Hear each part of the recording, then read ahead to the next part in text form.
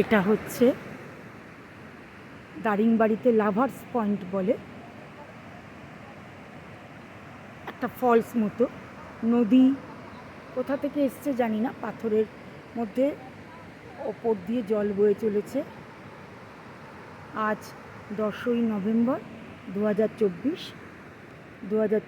10ই November আমরা 4 বন্ধু মিলে এসেছি। চারপাশটাই আমি দেখিয়ে দিচ্ছি দারিংবাড়িতে লাভার্স পয়েন্ট। ওপরে যেমন সবুজ গাছগাছালি আর নিচে এই আমার বন্ধুরা নেমে গেছে, মিঠু, সুকন্যা, রাখি। ভালোবাসাবাসি কোনো রকম ট্রেড করে। এই আমি এই অঘটনটা কালকে আমার ঘটেছে। পড়ে গিয়ে দুটো সেলাই, কপালে একটা চিহ্ন নিয়ে যাব বাড়িতে, সেলাই পড়েছে দুটো, সেই জন্যে আমার এই অবস্থা। এই আমি